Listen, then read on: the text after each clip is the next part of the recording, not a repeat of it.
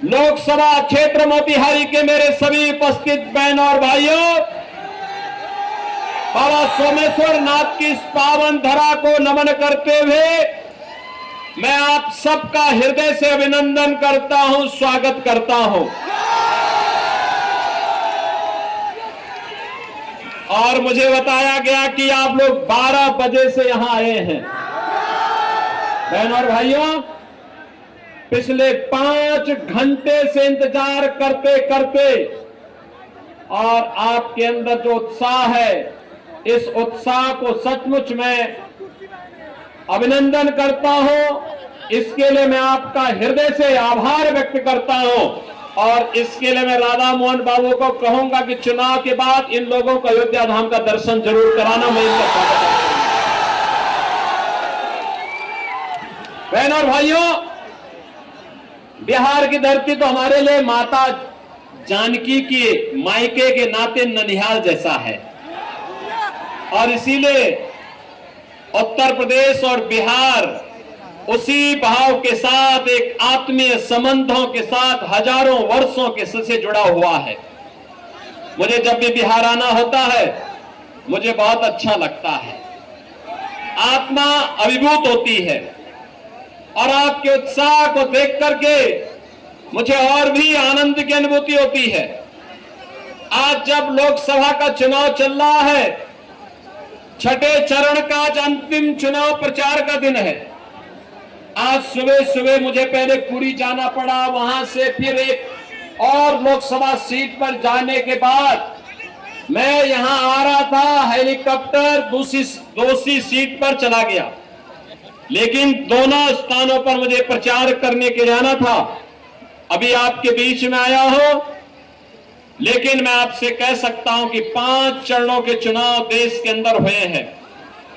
अब तक मुझे 12 राज्यों में जाने का अवसर प्राप्त हुआ है और बहनों और भाइयों, मैं कह सकता हूं कि मोदी जी के समर्थन में पूरे देश के अंदर एक लहर अब मोदी सुनामी के रूप में बदल चुकी है। चारों ओर एक ही नारा गूंज रहा है, हर ओर एक ही स्वर है, हर एक नागरिक के मन में एक ही संकल्प है और वह स्वर और संकल्प है, वह नारा है कि फिर एक बार और अब की बार 400 पार।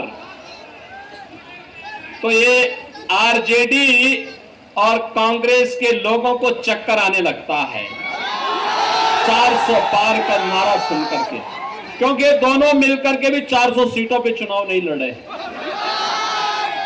और ये लोग कहते हैं कि 400 पार कैसे होगा। तो जनता जनार्दन कहती है, जनता जनार्दन एक ही बात कहती है कि राम भक्त ही राज करेगा दिल्ली के सिंहासन पर। और मोदी जी परम राम भक्त जो है, इसलिए मोदी जी फिर से प्रधानमंत्री बनेंगे। ये कहते हैं कैसे? तो जनता जनार्दन की ओर से आवाज आती है कि जो राम को लाए हैं,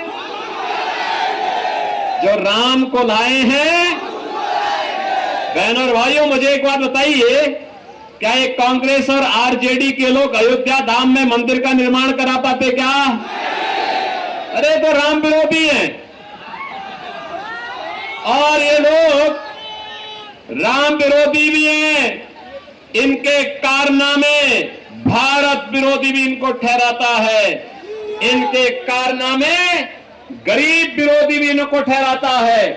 इनके कारनामे ऐसे हैं कि यह देश की जनता जनार्दन के भी विरोधी हैं, बेटी और व्यापारी के भी विरोधी हैं।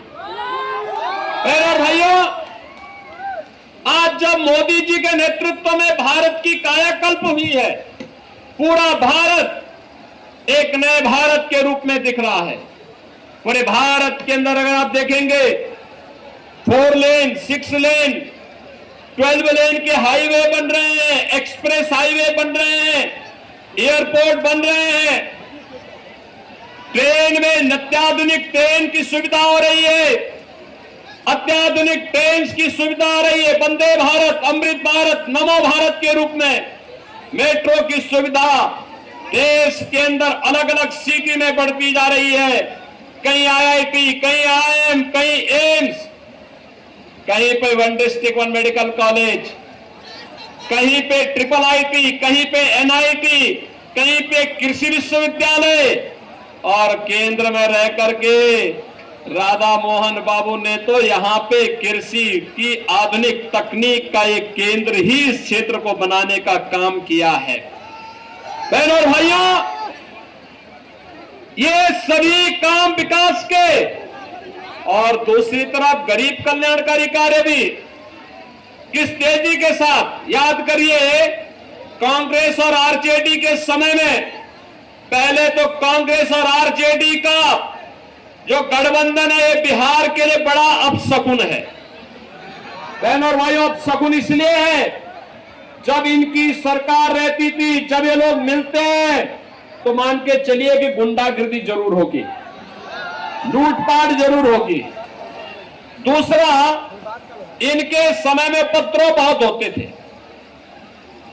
राह चलना दूभर होता था, बिहार बदनाम हो चुका था, और गरीब भूख से तड़पता था, गरीब स्वास्थ्य के उपचार में दम तोड़ देता था, किसान आत्महत्या करने के लिए मजबूर होता था, नौजवान प्लान करने के लिए मजबूर होता था, बेटी और व्यापारी दोनों सुरक्षित नहीं थी।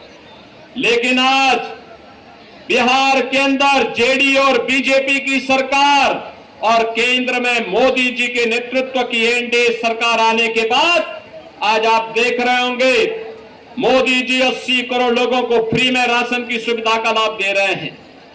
60 करोड़ लोगों को आयुष्मान भारत की 5 लाख रुपए की सुविधा दे रहे हैं।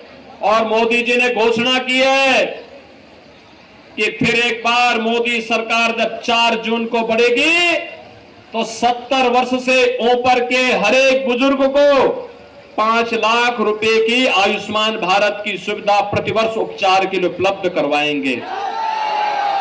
बहनों और भाइयों, किसान को किसान सम्मान निधि, हर गरीब के घर में शौचालय, हर गरीब के घर में रसोई गैस का कनेक्शन।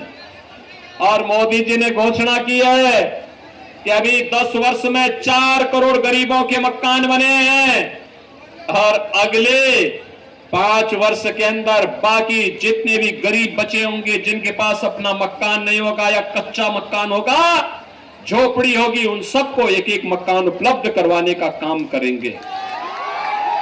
बहनों और भाइयों, एक तरफ विकास और दूसरी तरफ अयोध्या में रामलला का मंदिर।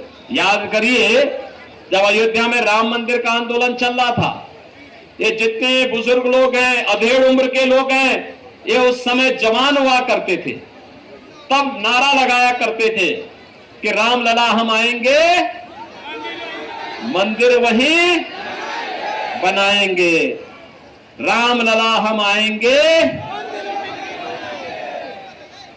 बहनों और भाइयों, आप याद करिए, आज से 25 साल 30 साल पहले ये नारे लगते थे, ये नारे गूंजते थे, हर एक और गूंजते थे। तब कांग्रेस के लोग, आरजेडी के लोग कहते कभी नहीं पूरा कर पाएंगे, हंसते थे हम लोगों पे। आखिर आज अयोध्या में तो राम मंदिर बन गया ना, कोई संदेह है क्या? अयोध्या में राम मंदिर में कोई संदेह है क्या? अब तो बन